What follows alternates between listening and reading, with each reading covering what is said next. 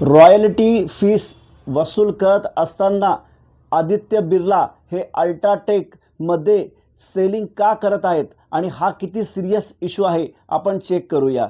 तर सर्वात पहिले समजून घेऊया रॉयल्टी फीस म्हणजे काय। जसं की बिर्ला अल्ट्राटेक सिमेंट, अल्ट्राटेकवरती बिर्लाचं नाव लिहिलं जातं आणि त्याचे पैसे 1% पैसा हा अल्ट्राटेकला बिर्ला ग्रुपला द्यावा लागतो। म्हणजे 300 रुपयाची जर का अल्ट्राटेकची बॅग असेल तर 3 रुपये डायरेक्टली बिर्लाच्या खात्यामध्ये जातात। ॲक्च्युली अल्ट्राटेक ही तर बिर्लाचीच कंपनी आहे, पण तरी रॉयल्टी फीस घेते का? कारण जसं आई वडील जेव्हा म्हातारे होतात तेव्हा पोरांकडनं काहीतरी हप्ता घ्यायचा प्रयत्न करतात, त्याच प्रकारचा हा इश्यू असू शकतो।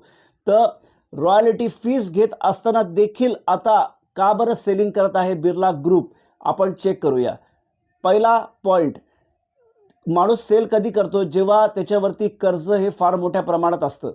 तर आता बिर्ला ग्रुपबद्दल जर का पाहायला गेलं तर बिर्लाने सर्वात पहिले वोडाफोन आयडिया याच्यामध्ये भयानक कर्ज बोडक्यावरती घेऊन ठेवलं आहे आणि ते क्लिअर करण्यासाठी माईट बी ते करत असतील।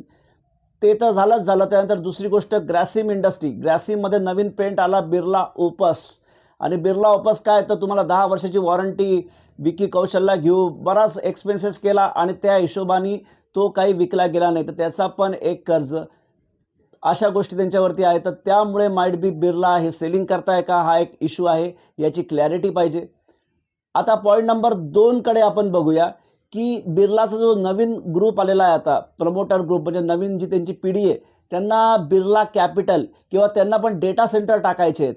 तर डेटा सेंटरसाठी त्यांना पैसा लागतोय का बिर्ला कॅपिटलसाठी लागतोय, याची क्लॅरिटी इन्व्हेस्टरला द्यायला पाहिजे। तर हा एक बिर्लाबद्दलचा एक कन्सर्निंग इश्यू आहे, तर ती पण एक गोष्ट नोटीस करावी बिर्ला शेअर होल्डरनी।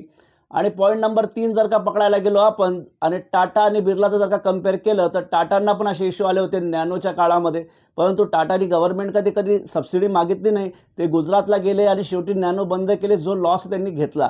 पण बिर्लाच्या केसमध्ये जर का पाहायला गेलं तर वोडाफोन आयडियाच्या याच्यात नेहमी कोर्टात जरी केस केली तरी सुद्धा ते म्हणतात की बाबा आम्हाला वेव ऑफ करा। म्हणजे काय, तर इथं इंटिग्रिटीचा पण एक क्वेश्चन येतो। तर जे कोणी बिर्लाचे शेअर होल्डर्स आहेत त्यांनी हे पॉईंट लक्षात ठेवावे आणि मगच बिर्लामध्ये इन्व्हेस्टमेंट करावी।